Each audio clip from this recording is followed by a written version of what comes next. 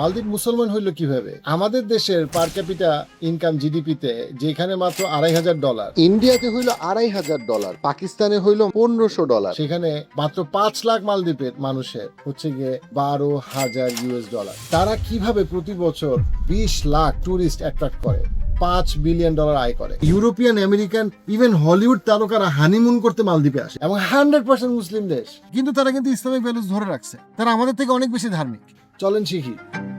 আপনি যদি বিশ্বে ভূ রাজনৈতিক বাস্তবতায় মুসলমানদের উত্থানের পথ নিয়ে আমার কাছ থেকে আরো জানতে চান, সাবস্ক্রাইব করুন। আবু আল বারাকাত ইউসুফ আল বারবারি, বলা হয় মরক্কো থেকে উনি এখানে কেন আসেন? উনি দিন প্রচার দাওয়াতি কাজের জন্য আসেন। বুদ্ধিস্ট রাজাকে দাওয়াত দেন, শীর্ষস্থানীয় নেতাদেরকে দাওয়াত দেন, এবং দেওয়ার কারণে কি হয়? তারা মুসলমান হয়ে যায়, এবং তারপরে পুরো অঞ্চল মুসলমান হয়। 800 বছর ধরে তারা তারপরে ইসলাম ছাড়ে নাই।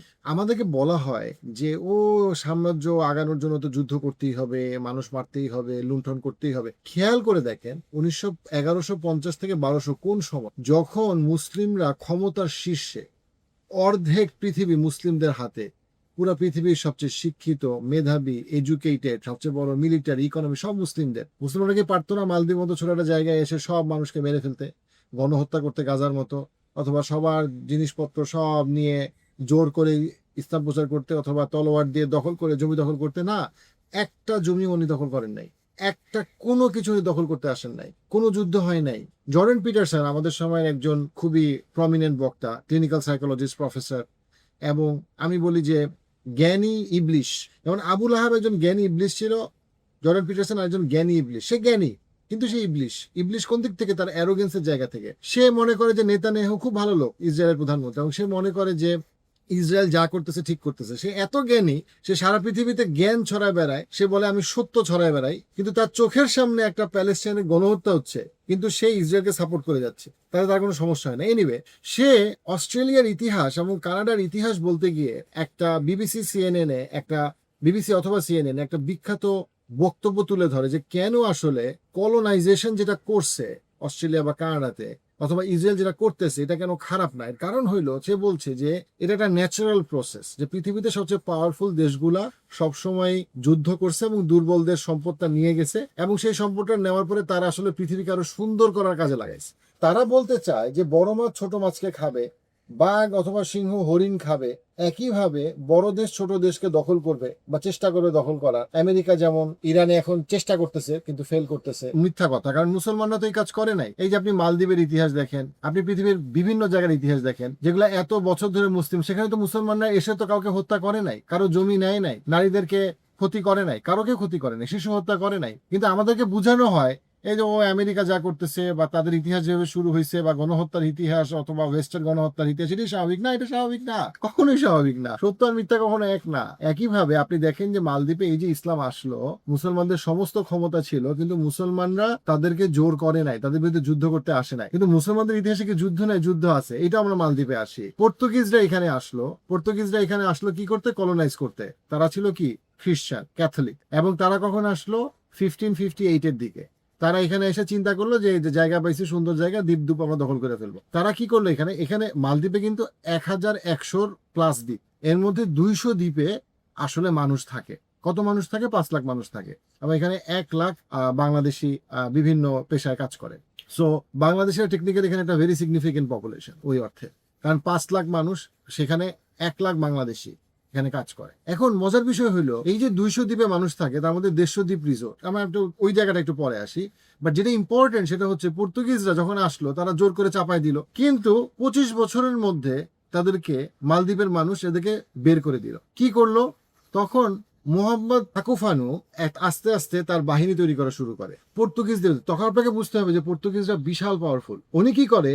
উনি ছোট ছোট নৌকা নিয়ে গেরিলা অ্যাটাক করা শুরু করে, এবং ওনার অ্যাটাক গুলো শুরু হয় হচ্ছে 1565, এবং 1573 সালে, মাত্র 25 বছরের মধ্যে পুরাপুরি এদেরকে লাইথিয়া বাইর করে দেওয়া হয় মালদ্বীপ। এবং মালদ্বীপে এই জন্য মোহাম্মদ তাকুফানু এখন পর্যন্ত একজন ন্যাশনাল হিরো। পরবর্তীতে আবারও ব্রিটিশরা প্রায় 80 বছর ধরে কলোনাইজ করার চেষ্টা করলেও সুলতান যখন গ্রেট ইন্ডিয়াতে যখন কলোনাইজেশনটা ছিল, কলোনাইজেশনের শেষের দিকে ওরাও আবার মালদ্বীপে আসে, কিন্তু 80 বছর সামওয়াট বলবো যে তারা একটা আপার হ্যান্ড ছিল, বাট ইন্ডিয়াকে যেভাবে কলোনাইজ করা হয়েছে মালদ্বীপকে ওইভাবে কলোনাইজ করা হয় নাই, অথবা তারা কলোনাইজ করতে পারে না। অর্থাৎ মালদ্বীপের মানুষ প্রচন্ড রেজিলিয়েন্ট, যদি তাদের জনসংখ্যা অনেক কম। আমরা যদি দেখি প্যান্ডেমিক বলি, সুনামি বলি, বিভিন্ন সময় মালদ্বীপের ইকোনমি অনেক স্ট্রাগল করছে, অনেক মানুষ মারা গেছে, কিন্তু তারপরেও তারা একটা রেজিলিয়েন্ট জাতি। এবং সবচেয়ে মজার বিষয়, আমি যখন এখানে আসলাম আমি দেখলাম ওদের যে লোকাল সিটি কাউন্সিল ইলেকশন হচ্ছে, এবং আপনাদের যদি ছবিটা দেখাই ইলেকশনের সারা শহরে যতজন প্রার্থী মহিলা, প্রথমত মহিলা প্রার্থী আর পুরুষ প্রার্থী সমান সমান, কিন্তু প্রত্যেকটা মহিলা প্রার্থী হিজাব পরা, বোরখা পরা, এবং প্রায় পুরুষ যারা অ্যাপ্লাই করছে তারা ধার্মিক। আমি যখন টিভি ছাড়লাম তাদের, ইউ ক্যান ক্লিয়ারলি সি তাদের সে হচ্ছে one of the most powerful ministry হচ্ছে গিয়ে রিলিজিয়াস অ্যাফেয়ার্স। সুন্দর প্রোগ্রাম হচ্ছে, আমি যখন অনুবাদ করে শুনলাম, মানে খুবই প্রাসঙ্গিক কথাবার্তা হচ্ছে। আমি দেখলাম যে আমি যদি একটু শহরের কাছে যাই, মেয়েরা মোটরসাইকেল চালাচ্ছে দাপটের সাথে, সানগ্লাস পরে, পুরা বোরখা পরা, এবং বিভিন্ন বয়সী নারীরা, and you can clearly see যে তাদের মধ্যে যে কনফিডেন্সটা আছে ইসলাম নিয়ে, তারা যে চলাফেরা করতেছে, ইউ ক্যান ক্লিয়ারলি সি যে তাদের মধ্যে কনফিডেন্সটা আছে। মুসলিম নারীরা যে কনফিডেন্সের সাথে চলতেছে, বাইক চালাইতেছে, এটা পুরো মালদ্বীপের চিত্র। এখন খুবই অ্যামেজিং জিনিস হচ্ছে মালদ্বীপ কিভাবে প্রতি বছর 20 লাখ টুরিস্ট অ্যাট্রাক্ট করে, এবং তাদের থেকে $5 বিলিয়ন স্পেন্ডিং তারা কিভাবে করে। মালদ্বীপ এই দিক থেকে খুবই ইউনিক যে যেখানে তারা একটা কনজারভেটিভ মুসলিম কান্ট্রি, তারা কেমনে ইউরোপিয়ান, আমেরিকান, ইভেন হলিউড তারকারা হানিমুন করতে মালদ্বীপে আসে। এটাকে তারা কিভাবে তৈরি করে, কিভাবে এটা তারা বিল্ড করবে, কারণ তারা তাদের যে প্রাকৃতিক সৌন্দর্য এটাকে তারা তুলে ধরতে পারছে, যেটা বাংলাদেশিরা কখনোই তুলে ধরতে পারে না। আমাদের অনেক বগা লেকের মতো অসম্ভব সুন্দর জায়গা আছে, আমাদের কক্সবাজার আছে, কিন্তু আমরা কিছুই তুলে ধরতে পারি না, এটা আমাদের ব্যর্থতা। কিন্তু 5 লাখ মালদ্বীপের মানুষ, তাদের জিডিপির 30%, চিন্তা করতে পারেন, জিডিপির 30% হচ্ছে কি টুরিস্টদের কাছ থেকে আসে। এবং পুরো পৃথিবীতে আপনি যদি পার ক্যাপিটা ট্যুরিজম স্পেন্ডিং বা পার ক্যাপিটা ট্যুরিজম চিন্তা করেন, দেন মালদ্বীপ পুরা মুসলিম বিশ্বের মধ্যে 1 নম্বরে আছে। আবার বোঝেন, এমন না যে টার্কির থেকে বা ইউএই থেকে বেশি ট্যুরিস্ট মালদ্বীপ পায় না, কিন্তু in terms of per capital spending, মানে ট্যুরিস্টরা এত অল্প পপুলেশনের একটা দেশে কি পরিমাণ স্পেন্ড করে, সেই জায়গা থেকে পুরো মুসলিম বিশ্বে মালদ্বীপ 1 নম্বরে। এখন তারা কিভাবে করলো? তারা যেটা করছে, তাদের আইল্যান্ডের মধ্যে কিছু কিছু আইল্যান্ডকে তারা ডেডিকেটেড করে দিছে, মানে একেবারে আলট্রা ওয়েলথি ট্যুরিস্টদের জন্য, যেইখানে তারা ওই রকম করে ওয়াটার ভিলা তৈরি করছে, মার্কেটিং করছে, একদম নিশ থেকে নিশের মধ্যে, এবং তাদের কাছ থেকে তারা হিউজ ট্যাক্স কালেক্ট করে। আপনার মানে বিশাল প্রফিট হয় ওইখানে আপনার 1.5 লাখ, 2 লাখ, 3 লাখ টাকা পার নাইট, এবং তারা অ্যাট্রাক্ট করতে পারতেছে। তারা ওই সেফটি সিকিউরিটি দিছে, ওই গভর্নমেন্ট পলিসি দিছে। হ্যাঁ, ওইখানে ওই দ্বীপের মধ্যে টুরিস্টরা, ইউরোপিয়ান টুরিস্টরা যা চায় তা করুক, কিন্তু তাদের যে মূল সোসাইটি, মূল কালচার, এটাকে কিন্তু তারা প্রিজার্ভ করে রাখছে। চিন্তা করেন, মালদ্বীপের 100% মুসলমান, অলমোস্ট সব মহিলা বোরখা পরে, সব মহিলা অলমোস্ট চাকরি করে, এবং তাদের পার্লামেন্টের মহিলারা প্রায় সবাই বোরখা পরে। তাদের প্রত্যেকটা ছেলে মেয়ে স্কুলে কোরআন এবং হাদিস শেখে, এবং তাদের পুরা সোসাইটিতে কোনো শিরক বিদাত নাই। প্রবাবলি খুব রেয়ার একটা মুসলিম কান্ট্রি যেখানে কোনো শিরক বিদাত নাই। সেন্ট্রালি প্রত্যেকটা মসজিদে রিলিজিয়াস ক্লাস হয়, টিভি প্রোগ্রামে রিলিজিয়াস প্রোগ্রাম হয়, এবং সবগুলোতে ইসলামের স্পষ্ট বহিঃপ্রকাশ। আধুনিক সময় মুসলমানদের একটা বড় সমস্যা হইলো, তারা ধার্মিক হইতে গেলে অনেক সময় পুরোপুরি ইসলাম ছেড়ে যায়। তারা কিভাবে আসলে তাদের ইসলামিক ভ্যালুজ রেখে গ্রেটার ওয়ার্ল্ডের সাথে কানেক্ট করবে, যেখানে মুসলমানরা তাদের ভ্যালুজ ধরে রাখবে, আবার ইউরোপিয়ানরা এসে এখানে যখন টুরিস্ট হিসেবে সেফটি সিকিউরিটি ঠিক থাকবে, এই যে ব্যালেন্সটা। বিকজ দিনের শেষে আপনি যখন একটা ছোট দেশ, আপনাকে তো অবশ্যই ইউরোপ আমেরিকার সাথে ইন্টারেক্ট করতে হবে, কিন্তু আপনি ইন্টারেক্ট করবেন, কিন্তু আপনার ভ্যালুজ নষ্ট হবে না, সোসাইটি ইউরোপিয়ান পশ্চিমাদের রোগ ঢুকবে না, কিন্তু তাদের সাথে আপনার একটা এঙ্গেজমেন্ট থাকবে, বিজনেস এঙ্গেজমেন্ট, ট্রানজাকশন থাকবে। এই জায়গাটা থেকে মালদ্বীপ সাকসেসফুলি মডেলটা বের করতে পারছে। মালদ্বীপের শহরের মেইন জায়গাটাতে কোনো রকম পশ্চিমায় নষ্টামি আপনি অলমোস্ট দেখবেন না, করা যাবে না, নট অ্যালাউড। কিন্তু যেখানে সে পশ্চিমাদেরকে স্পেস দিছে, সেখানে সে ফুল সিকিউরিটিও দিছে পশ্চিমাদেরকে, ফুল কি বলবো, লাক্সারির যা কিছু আছে সেটা সে ব্যবস্থা করছে, যে তুমি ওই দ্বীপে গিয়ে করো, তুমি ওই জায়গায় গিয়ে করো, তুমি ওই বিচে গিয়ে করো, ঠিক আছে, আমার মেইন সমাজে না। এবং এই সুন্দর মডেলটা তাকে দেখেন per person $12,000 per capita income জিডিপিতে। খেয়াল করেন, বাংলাদেশের কত? $2,500, ইন্ডিয়ার কত? $2,500, মানে পার ক্যাপিটা জিডিপিতে। পাকিস্তানের কত?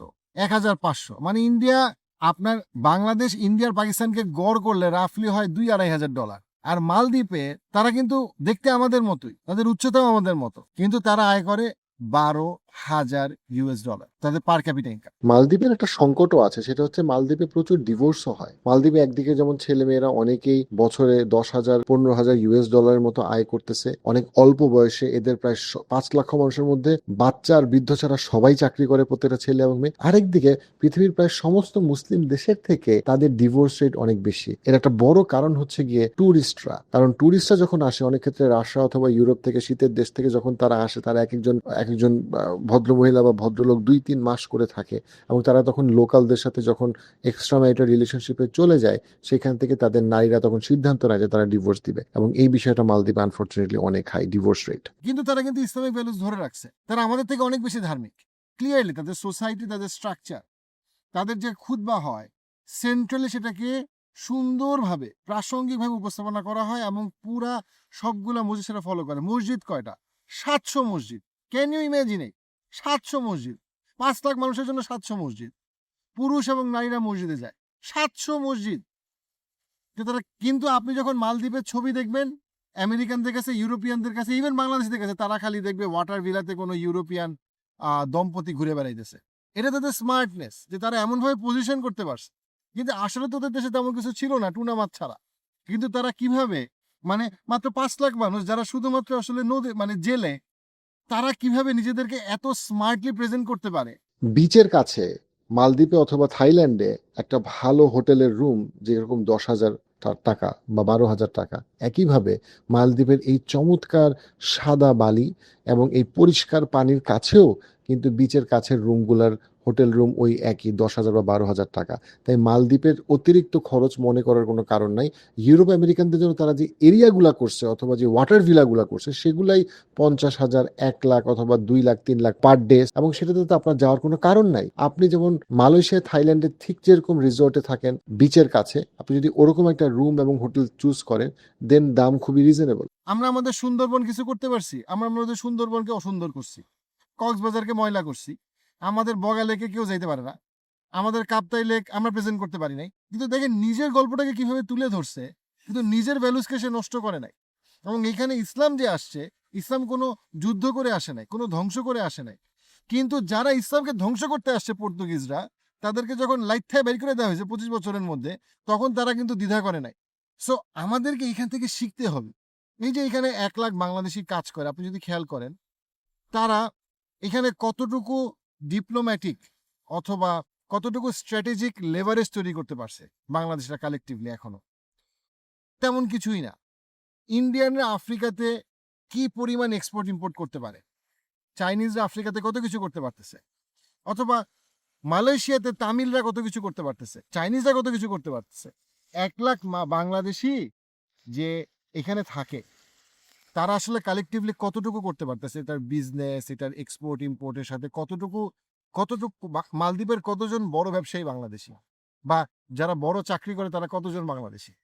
সো সেই জায়গাটা আমাদেরকে চিন্তা করতে হবে যে আমরা জাতি হিসেবে 20 কোটি মানুষ, কেন আমরা আরো বেটার স্ট্র্যাটেজিক লেভারেজ তৈরি করতে পারি না? আমি যত বেশি প্রবাসী মালদ্বীপের বাংলাদেশের সাথে কথা বলছি, তারা সবাই বলছে যে মালদ্বীপের মানুষ ভালো, এবং মালদ্বীপের মানুষ ভালো আচরণ করে।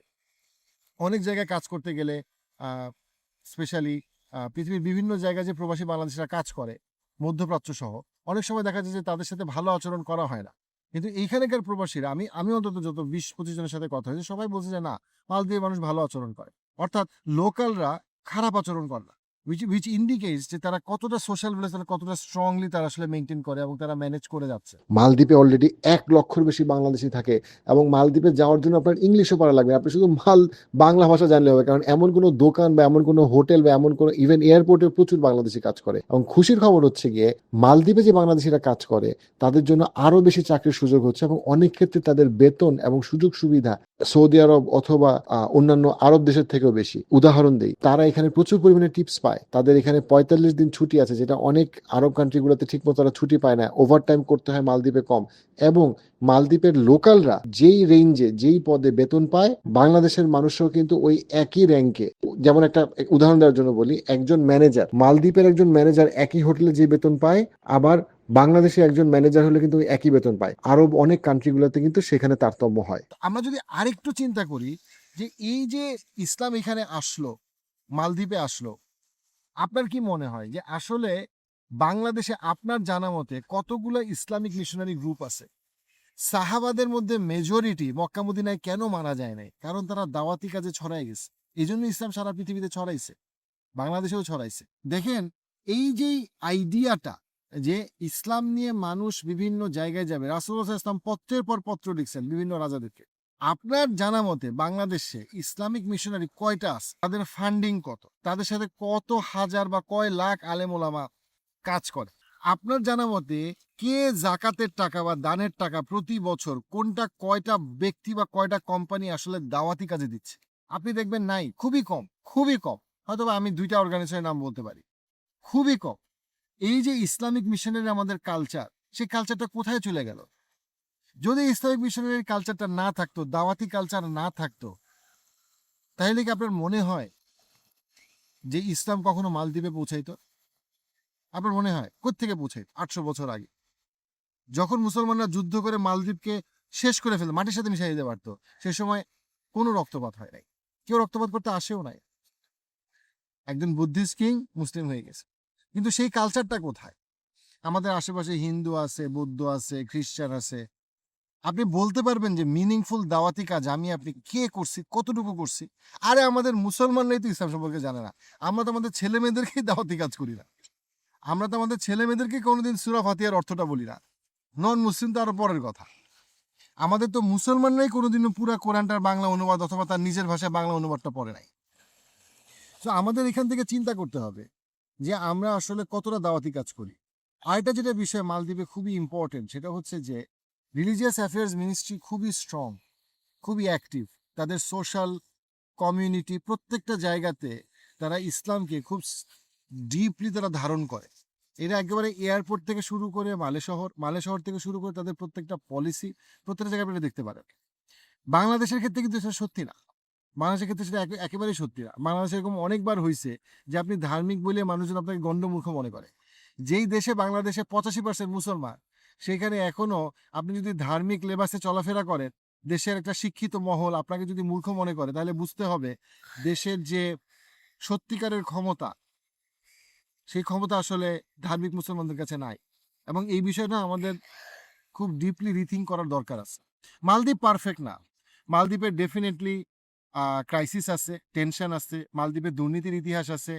মালদ্বীপের চায়না এবং ইন্ডিয়ার ইনফ্লুয়েন্সের মধ্যে টেনশন আছে। সো মালদ্বীপকে আমি কখনো পারফেক্ট বলতেছি না। বাট আমি এটা বলতেছি যে মালদ্বীপ থেকে আমাদের শেখার অনেক কিছু আছে, যদি আমরা সেটা শেখার চেষ্টা করি। স্পেশালি তারা কিভাবে একটা ইকোসিস্টেম তৈরি করলো, যে ইকোসিস্টেমে তারা তাদের কালচার এবং ইকোনমিকে সুন্দরভাবে মেনটেন করতেছে। At the same time Europe আমেরিকানরা আসতেছে এবং তারা তাদের যেই লাক্সারিয়াস স্পেন্ডিং সেটা মালদ্বীপে করতেছে এবং তারা কোনো কমপ্লেন করতেছে না। তারা তাদের সিকিউরিটি নিয়ে কনসার্ন না।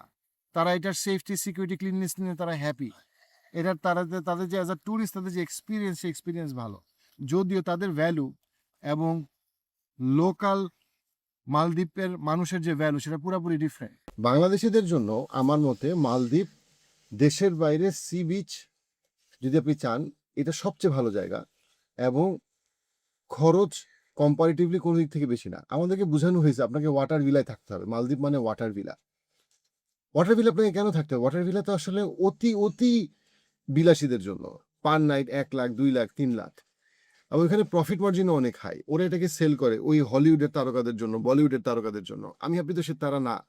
তাইলে আমরা কেন চিন্তা করব না কক্সবাজার, থাইল্যান্ড বা মালয়েশিয়া আমরা যখন বিচের কাছে থাকি, ওই বিচগুলোর থেকে মালদ্বীপের বিচ অনেক বেশি পরিষ্কার এবং এই বিচের কাছের যে হোটেলগুলা সেগুলোর খরচও অনেক কম। থাইল্যান্ড বা মালয়েশিয়ার সাথে পুরোপুরি comparable. On top of that Malaysia বা থাইল্যান্ডের থেকে এভারেজে প্লেন ফেয়ার কম। আপনার ভিসা লাগে না, which is a big thing. Visa একটা হ্যাসেল, ঝামেলা। আপনার ভিসা লাগতেছে না মালদ্বীপে। তাইলে আপনি কেন মালদ্বীপে এত কম আসবেন? এটা 100% মুসলিমদের একটা দেশ। আপনাকে কোনো হালাল হারাম থাইল্যান্ডের মতো বাঁচতে হবে না। আপনাকে কাউকে জিজ্ঞেস করতে হবে এটা হালাল না এটা হারাম। 100% মুসলিমদের দেশ এটা। কিন্তু আমরা কনজিউমাররা অনেক ক্ষেত্রে আমরা নিজেরা সচেতন না যে আমরা মুসলিম উম্মার মধ্যে আমাদের স্পেন্ডিংটাকে আমরা আসলে দেখেন, ইকোনমির ইম্পর্টেন্ট পার্ট কিন্তু শুধু ইনকাম না, এক্সপেন্সও। মানে বাজারে আয় ব্যয় হইতে হবে, ডিমান্ড সাপ্লাই হইতে হবে। আমেরিকা 1970s থেকে 2020 পর্যন্ত অনেক বছর ধরে কি বিক্রি করছে? একটা ইম্পর্টেন্ট জিনিস যেটা বিক্রি করছে সেটা হচ্ছে তাদের বিশাল কনজিউমার মার্কেট, যে তাদের কনজিউমাররা অনেক স্পেন্ড করে। ওকে, মিডল ইস্টের কনজিউমাররা প্রচুর স্পেন্ড করে। ভারত এখন সেল করতেছে, তাদের কনজিউমাররা স্পেন্ড করে, ফাইন। আমরা 2 বিলিয়ন মুসলমান। আচ্ছা, 2 বিলিয়ন মুসলমানের মধ্যে সবাই হয়তো বা ইসলাম নিয়ে কেয়ার করে না, বাট 500 মিলিয়ন মুসলমান কেয়ার করে।